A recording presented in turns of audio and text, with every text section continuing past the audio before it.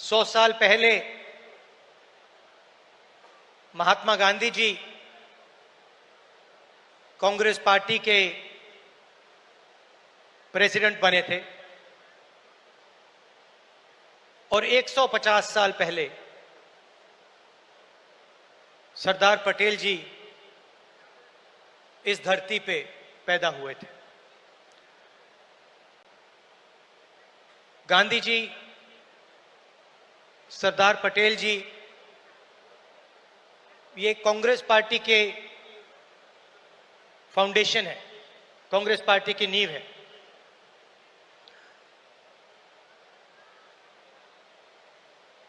भाषण का मेरा एक प्लान था, मगर अजय लल्लू जी ने कुछ कह दिया तो अब मेरा प्लान डाइवर्ट हो गया है।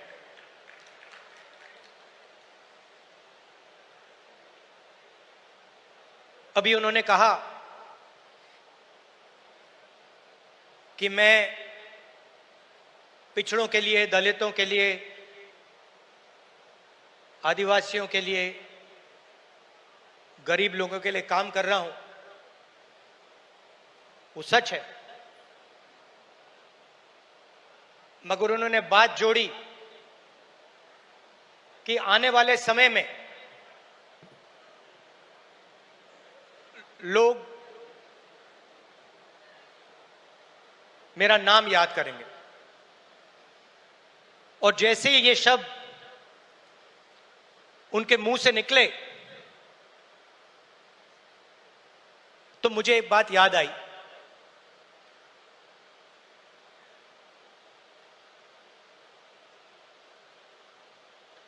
कुछ साल पहले एक जर्नलिस्ट मेरे से मिलने आए।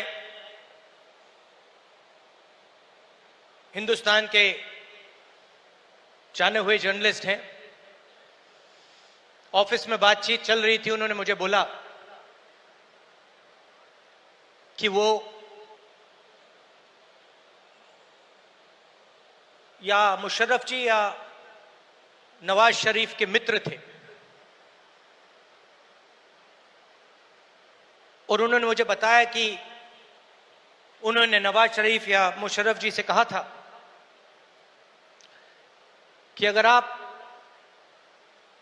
हिंदुस्तान और पाकिस्तान के बीच में शांति लाएंगे तो पूरी दुनिया आपका नाम याद करेगी। और उस टाइम जब जर्नलिस्ट ने कहा था, मुझे एक बात याद आई थी। जैसे ही उसके मुंह से ये शब्द निकले थे, मेरे दिमाग में ये बात उठी थी कि मैं छोटा सा बच्चा था, 7-8 साल का, और मैंने इंदिरा गांधी जी से यह सवाल पूछा कि दादी, मरने के बाद आपके बारे में लोगों को क्या कहना चाहिए, क्या सोचना चाहिए? जानते हो इंदिरा गांधी जी ने क्या जवाब दिया, जो मुझे आज तक परफेक्ट जवाब लगा।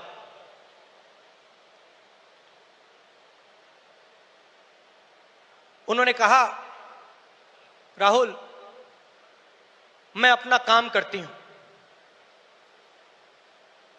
मरने के बाद लोग मेरा क्या सोचें क्या ना सोचें, मुझे कोई फर्क नहीं पड़ता है। मुझे इंटरेस्ट अपने काम से है और अगर पूरी दुनिया मेरे मरने के बाद मुझे भूल जाए, वो भी मेरे लिए मंजूर है, अगर मैंने अपना काम पूरा किया। तो यही मेरी सोच है। लोग क्या सोचेंगे क्या नहीं सोचेंगे, मुझे कोई फर्क नहीं पड़ता। सच्चाई क्या है और मुझे क्या करना है, वो मैं करना चाहता हूं।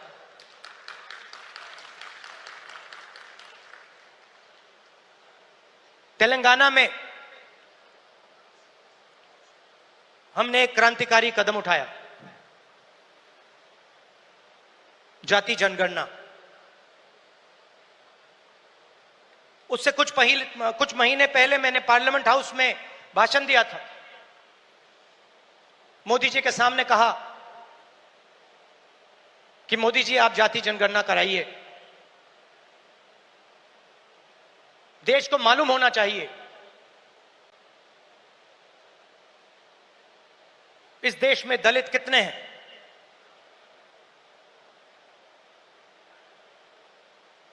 पिछड़ा वर्ग कितना है,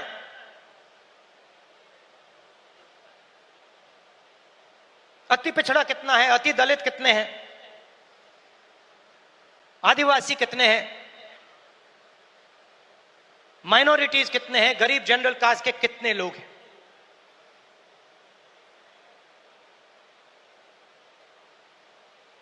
और मैं सिर्फ जाति जनगणना के पीछे नहीं था। जाति जनगणना एक कदम है, मुझे यह पता लगाना था कि इस देश में किसकी कितनी भागीदारी है। उस समय मैंने कहा था कि देश का एक्सरे होना चाहिए, पता लगाना चाहिए कि जो हमारे दलित, आदिवासी, पिछड़े वर्ग के लोग धूप में काम करते हैं, मजदूरी करते हैं, क्या सचमुच में यह देश उनकी इज्जत करता है? क्या सचमुच में यह देश उनको जगह देता है? यह मेरे दिमाग में सवाल था। मोदी जी ने, आरएसएस ने साफ कह दिया हम जाति जनगणना नहीं करेंगे, हम जानना नहीं चाहते हैं, हम समझना नहीं चाहते हैं, हम लोगों को बताना नहीं चाहते हैं कि इस देश में दलितों को, आदिवासियों को, पिछड़ों को, गरीब जनरल कास्ट को, माइनॉरिटीज को कितनी भागीदारी मिलती है, हम छुपाना चाहते हैं।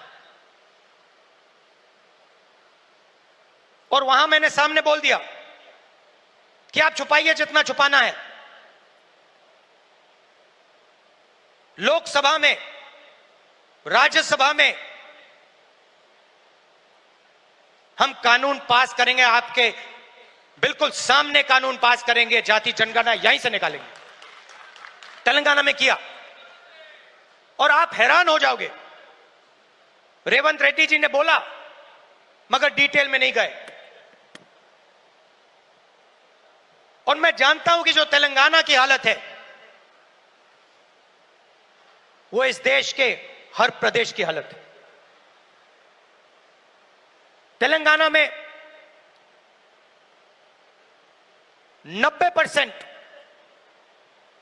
90% आबादी ओबीसी, अति पिछड़ा, दलित, अति दलित, माइनॉरिटी, आदिवासी।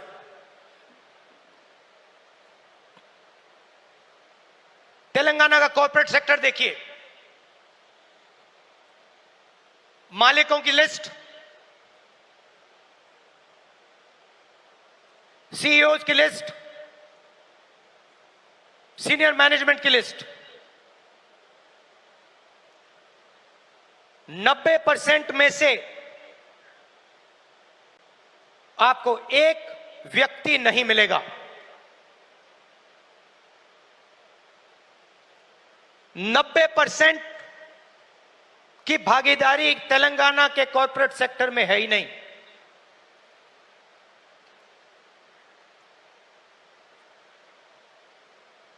आजकल 21वीं सदी में मजदूर को गिग वर्कर कहा जाता है। वो घरों में खाना ले जाते हैं, घरों में खाना पकाते हैं, पिज्जा ले जाते हैं, अमेज़न की डिलीवरी ले जाते हैं, धूप में ले जाते हैं, सड़क पे मरते हैं। तेलंगाना में उनकी लिस्ट निकाली, सारे के सारे या ओबीसी या दलित या आदिवासी। अब तेलंगाना में जाति जनगणना ने एक बिल्कुल नया औजार दिया है। तेलंगाना में हम सचमुच में विकास का काम कर सकते हैं। तेलंगाना में हम पिन पॉइंट एक्यूरेसी के साथ भागीदारी के बारे में हर सेक्टर में आपको बता सकते हैं। और मैं खुश हुआ कि जाति जनगणना होने के एकदम बाद हमारे चीफ मिनिस्टर ने और हमारी टीम ने ओबीसी रिजर्वेशन को 42% तक पहुंचा दिया है।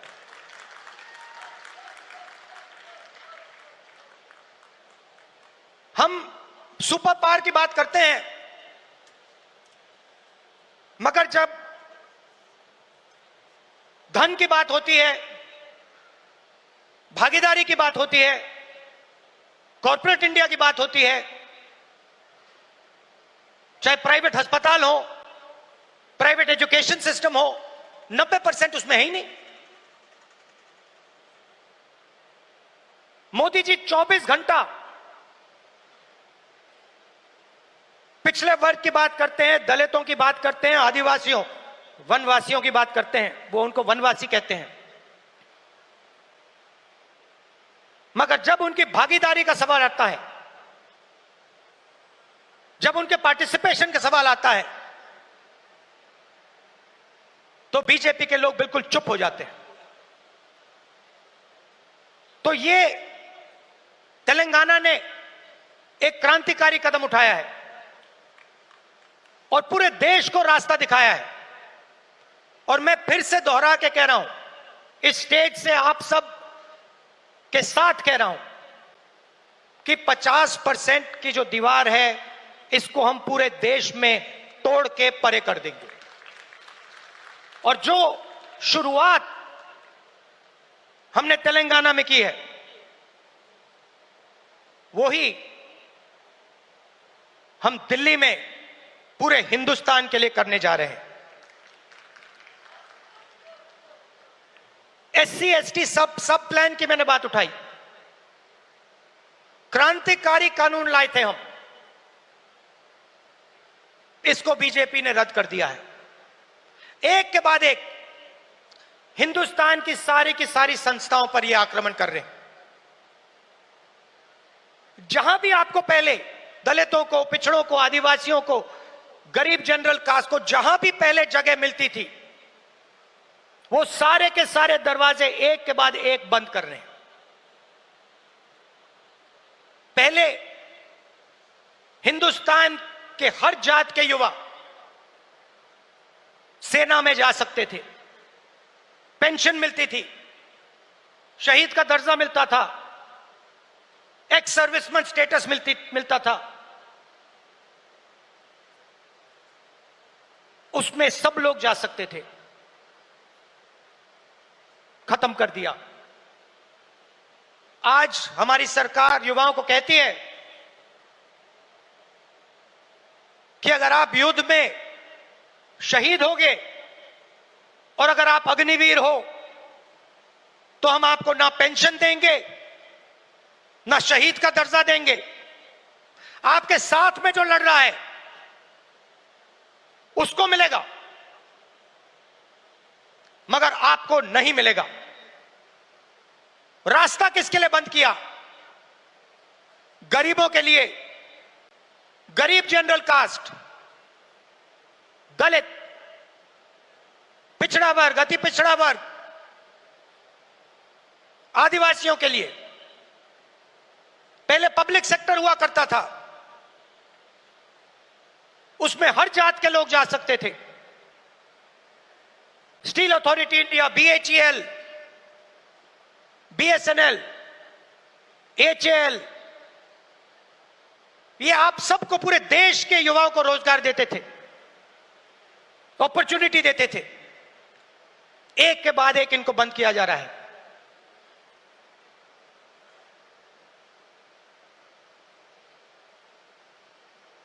और किसको दिया जा रहा है? अदानी और अंबानी को। आप अदानी जी की कंपनी की लिस्ट निकालिए, मैनेजमेंट टीम की लिस्ट निकालिए,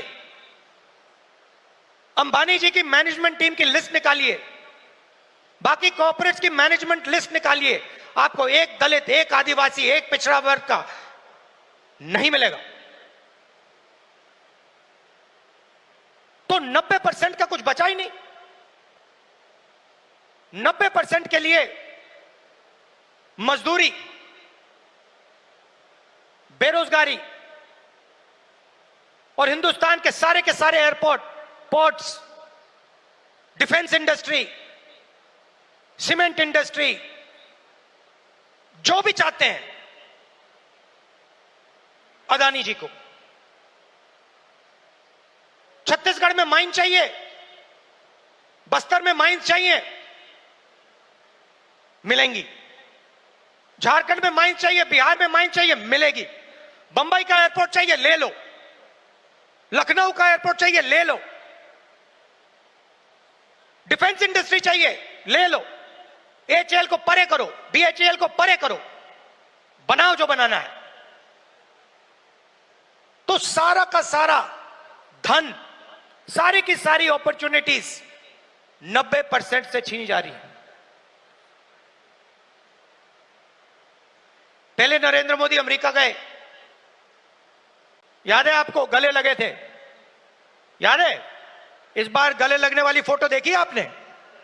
देखी? कहां गायब हो गई? राष्ट्रपति ट्रंप ने ऑर्डर दिया, जिनको मोदी जी अपने मित्र कहते हैं, ऑर्डर दिया, सुनो, इस बार गले नहीं लगेंगे, इस बार नए टैरिफ लगाएंगे। चूं तक नहीं निकली, आज तक गायब है। जनता का ध्यान वहां ना चला जाए तो पार्लियामेंट में 2 दिन ड्रामा चलाया। मगर सच्चाई है कि आर्थिक तूफान आने वाला है। कोविड आया था, नरेंद्र मोदी जी ने थाली बजवाई, मोबाइल फोन की लाइट दिखवाई। अब आर्थिक तूफान आ रहा है, सामने है, करोड़ों लोगों को नुकसान होगा। 50 साल से सबसे ज्यादा बेरोजगारी आज है। कहां गए नरेंद्र मोदी? कहां छुप गए हैं?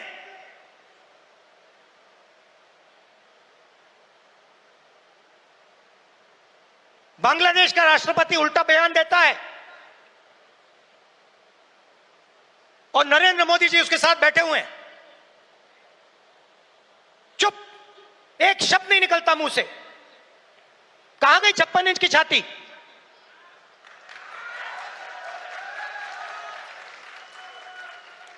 जब प्रधानमंत्री को कहना था, इंदिरा गांधी से एक बार किसी ने पूछा, डू यू लीन लेफ्ट और राइट? मतलब आप दाएं लीन करती हैं, बाएं लीन करती हैं? इंदिरा गांधी जी ने कहा, मैं हिंदुस्तान की प्रधानमंत्री हूं, मैं ना दाएं लीन करती हूं ना बाएं लीन करती हूं, बीच में सीधी खड़ी रहती हूं। ये हमारे जो नए प्रधानमंत्री हैं, ये सीधा सामने मत्था टेक देते हैं। सच्चाई है हिंदुस्तान की, और विचारधारा की लड़ाई है।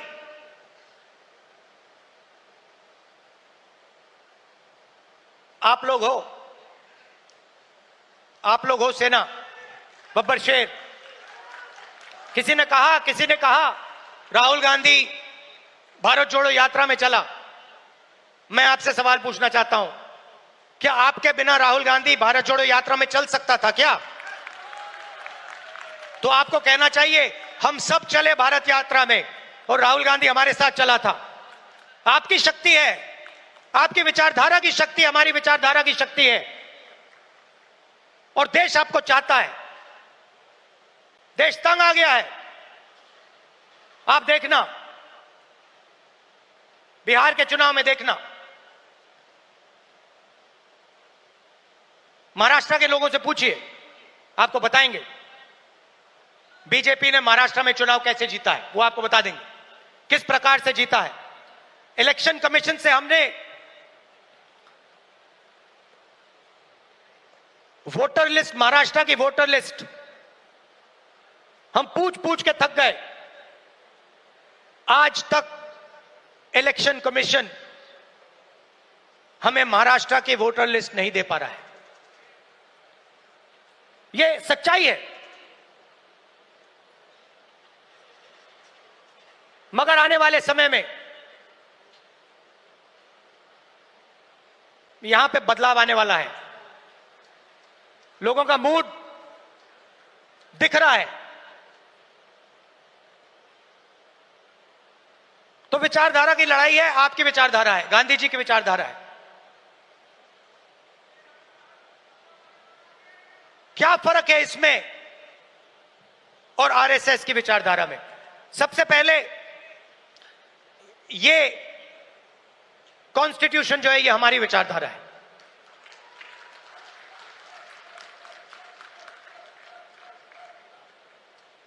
इसमें गांधी जी की, अंबेडकर जी की, पटेल जी की, बुद्ध भगवान की, नारायण गुरु जी की, गुरु नानक जी की, कबीर जी की, बसवना जी की विचारधारा है। यह 70 साल पुराना डॉक्यूमेंट नहीं है, यह हजारों साल पुरानी सोच है, और यह आपकी है। आपके खून, आपके पसीने ने, कांग्रेस पार्टी के खून, कांग्रेस पार्टी के पसीने ने यह कॉन्स्टिट्यूशन देश के साथ बनाया है, और आज इस पर आक्रमण हो रहा है। संस्थाओं पर आक्रमण होता है। अग्निवीर, अदानी अंबानी को देश का पूरा धन, यह सब कॉन्स्टिट्यूशन पर आक्रमण हो रहा है। कॉन्स्टिट्यूशन में कहीं नहीं लिखा है कि हिंदुस्तान का पूरा धन 2-3 लोगों के हाथ में होना चाहिए। कॉन्स्टिट्यूशन में कहीं नहीं लिखा है कि हिंदुस्तान की हर संस्था में एक संगठन आरएसएस के लोग होने चाहिए। इस कॉन्स्टिट्यूशन में कहीं नहीं लिखा है कि हिंदुस्तान की सब यूनिवर्सिटीज के वाइस चांसलर आरएसएस के होने चाहिए। इस कॉन्स्टिट्यूशन में कहीं नहीं लिखा है कि हिंदुस्तान की दूसरी भाषाओं को, तमिल को, बंगाली को दबाया जाना चाहिए। कहीं नहीं लिखा है। मगर आरएसएस और बीजेपी रोज इस कॉन्स्टिट्यूशन पर आक्रमण कर रहे हैं, और इनको सिर्फ कांग्रेस पार्टी रोक सकती है, बाकी पार्टियां नहीं रोक सकती हैं। आप देखना, क्योंकि यह विचारधारा की लड़ाई है। जिस पार्टी के पास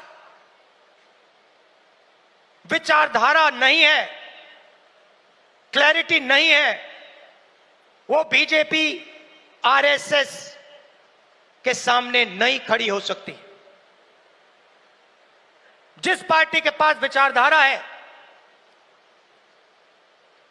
वो ही आरएसएस और बीजेपी का मुकाबला कर सकती है, और वो ही आरएसएस और बीजेपी को हराएगी। और आजादी से पहले एक बात याद रखिए, भूलिए मत, आजादी में हम सिर्फ अंग्रेजों से नहीं लड़े थे। हम अंग्रेज और आरएसएस की विचारधारा के खिलाफ लड़े थे। ये सारे जो आरएसएस के लोग हैं, इनकी विचारधारा फ्रीडम स्ट्रगल की विचारधारा नहीं है। जिस दिन कॉन्स्टिट्यूशन लागू हुआ था, जिस दिन यह किताब लिखी गई थी, उस दिन इस कॉन्स्टिट्यूशन के खिलाफ आरएसएस ने रामलीला मैदान में इस कॉन्स्टिट्यूशन को जलाया था। सालों के लिए इस कॉन्स्टिट्यूशन में लिखा है कि हमारे देश का जो झंडा है वो तिरंगा होगा। सालों के लिए आरएसएस ने तिरंगा को सलूट नहीं मारा था। यह सच है। आज जो भी कहें उनकी विचारधारा कॉन्स्टिट्यूशन के खिलाफ है। वो लोकतंत्र को खत्म करना चाहते हैं। वो हिंदुस्तान की सारी संस्थाओं को कंट्रोल करना चाहते हैं और अंबानी अदानी को हिंदुस्तान का पूरा धन पकड़ाना चाहते हैं। और हमारी विचारधारा कहती है कि यह देश हर जात का, हर धर्म का है, हर भाषा का है। इस देश की संस्थाएं, इस देश के इंस्टीट्यूशंस किसी एक संगठन के नहीं हैं, कांग्रेस पार्टी के नहीं हैं, इस देश की जनता के हैं। और इस देश की जनता को उन इंस्टीट्यूशन पर कंट्रोल होना चाहिए। यह लड़ाई चल रही है।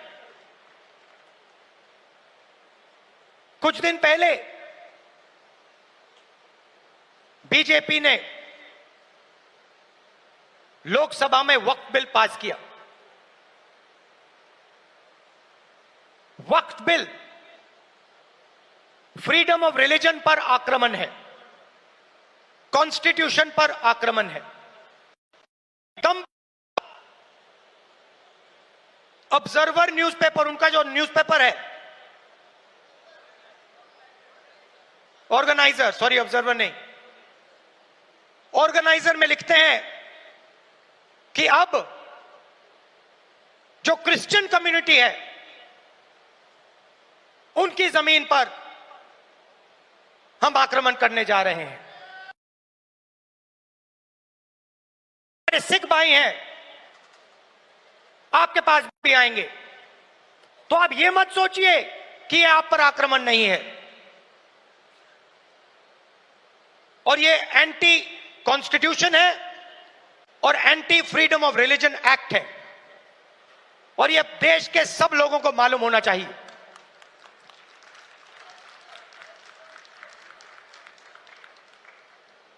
तो हम चाहते हैं कि हर कम्युनिटी,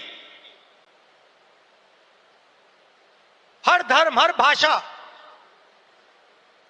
को इस देश में इज्जत मिले, रिस्पेक्ट मिले, जगह मिले। हम चाहते हैं कि यह देश सब लोगों का हो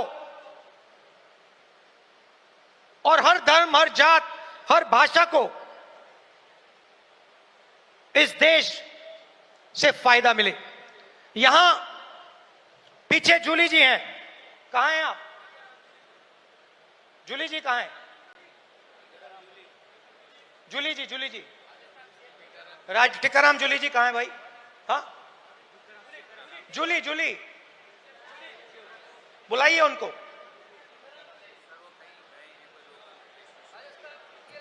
अच्छा, टिकाराम जूली हमारे सीएलपी हैं, राजस्थान के, दलित हैं, मंदिर गए थे। उनके मंदिर में जाने के बाद बीजेपी के नेताओं ने मंदिर को साफ करवाया, धुलवाया। और वो अपने आप को हिंदू कहते हैं। एक दलित व्यक्ति को मंदिर में जाने का अधिकार नहीं देते हैं और जब जाता है तो फिर मंदिर को धुलवाते हैं। ये हमारा धर्म नहीं है। ये हमारा धर्म नहीं है। हम भी अपने आप को हिंदू कहलाते हैं, मगर ये हमारा धर्म नहीं है। हमारा धर्म वो है जो हर व्यक्ति का आदर करता है, हर व्यक्ति को रिस्पेक्ट देता है। और ये जो बात है, चाहे ये दलितों के खिलाफ हो,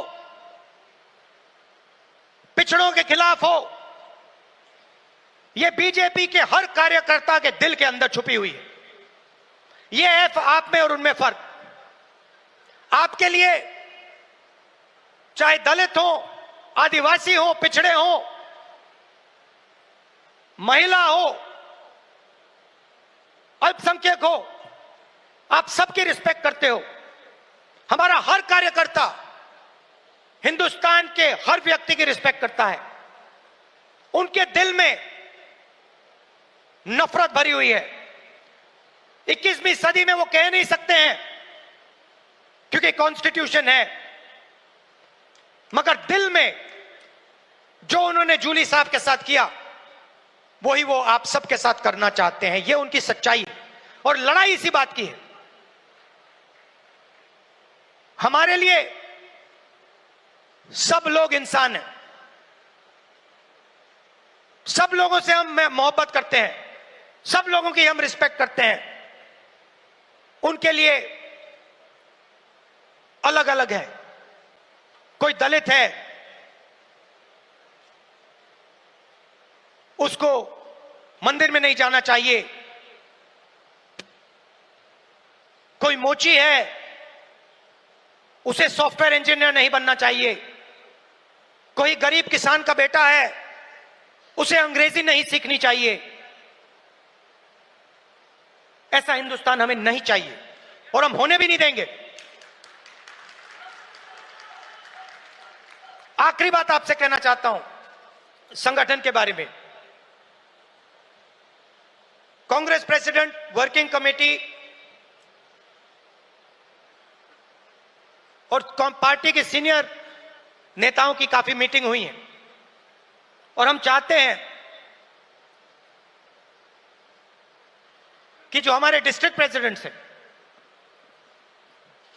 उन्हें हम पार्टी की नींव बनाएं और हम चाहते हैं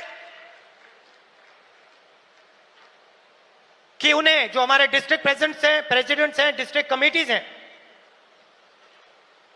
उन्हें पार्टी शक्ति दे, पावर दे और जिम्मेदारी दे। तो यह बदलाव हम कांग्रेस पार्टी में लाने जा रहे हैं। डिस्ट्रिक्ट कमेटी और डिस्ट्रिक्ट प्रेसिडेंट को हम पार्टी का फाउंडेशन बनाने जा रहे हैं।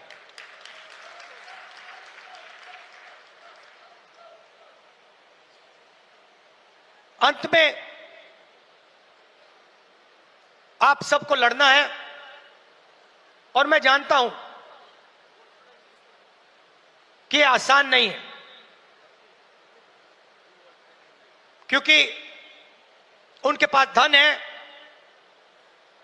उनके पास हिंदुस्तान के सारे इंस्टीट्यूशंस हैं, उनके पास सब कुछ है। मगर जीत हमारी होगी क्योंकि हमारे पास सच्चाई है और देश की जनता का प्यार है। तो घबराने की कोई जरूरत नहीं है।